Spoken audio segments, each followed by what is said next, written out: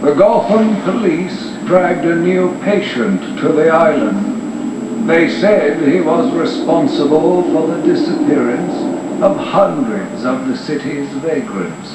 As I looked at his disgusting body, all scales and teeth, my mind ran free, dreaming of delicious punishments to break this monster.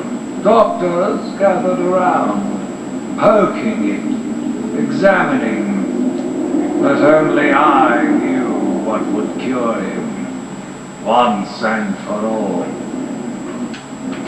The beast was too strong. His animal savagery nearly cost me my life. I took my frustrations out on a lone patient. His case notes suggested he was a paranoid schizophrenic.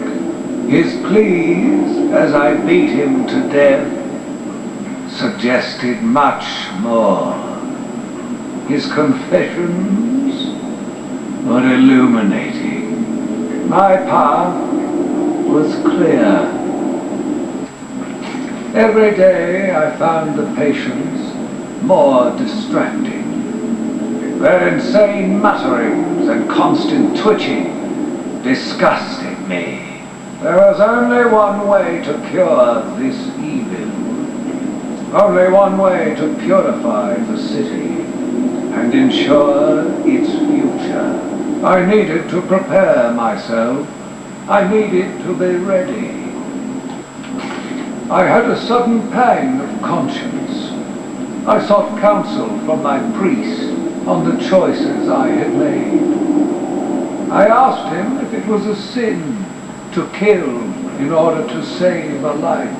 The holy man said all life was sacred, but a judgment would not be upon my soul if I acted to save another. I left the confessional with my soul uplifted, convinced more than ever I am doing a service not only to mankind, but to God as well. I watched in silence as he brought in the woman. Her skin now a venomous green. The wanton creature no longer looked like a human being, much less a woman. The Bible says, "Suffer not a witch to live." Yet he has once again delivered this female atrocity to our care.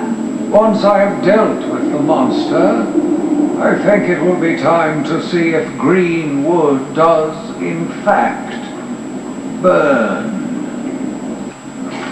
Sitting in the darkness outside of his cell, I watched the crazed twitching, listened to the disgusting words that came from his mouth. How can I let a dirty animal like this live? He is the cancer I have sworn to protect the city from. Curse me for a fool! How could I not see it until now? The monster had a confederate.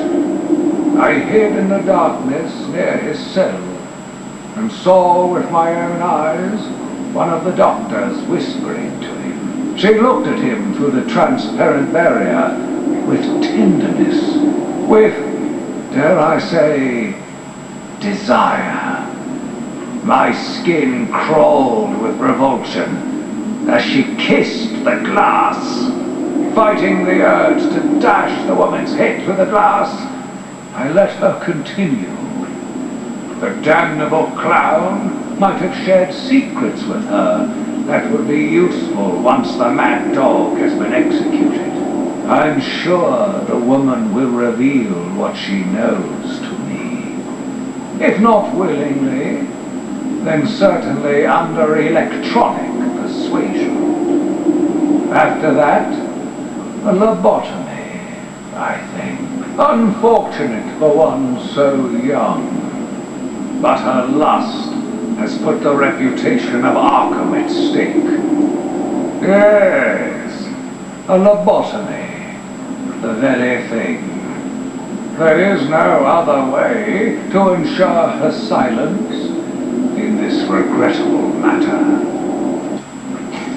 Yet again, I found myself watching him. No one can provide a cure. He laughs in the face of those who try. Amadeus would not have let him live, and neither should I. One last sip of cognac, and I was ready. He watched as I entered the cell. He smiled as I showed him the knife. I told him how I will use it, how I will cleanse this city, and then terror. I was paralyzed. I struggled. I screamed, but I was silent. The monster looked at me, expressionless. He ran my blade slowly across my forehead. The smile cracked across his horrible porcelain face, and I heard the filth fall from his mouth. He laughed and called me that horrible name.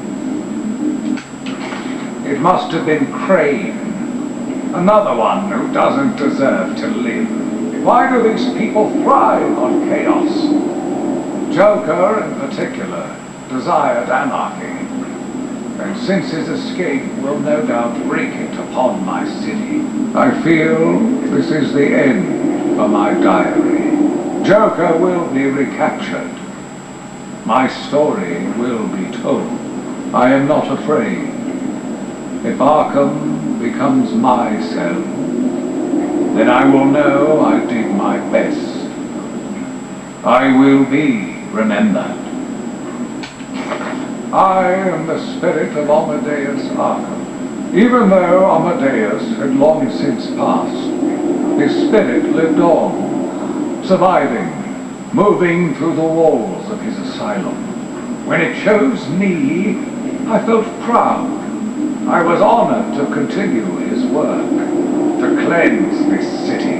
If you are strong-willed enough to follow my tales, you are strong-minded enough to deduce my identity. Come and find me, friend.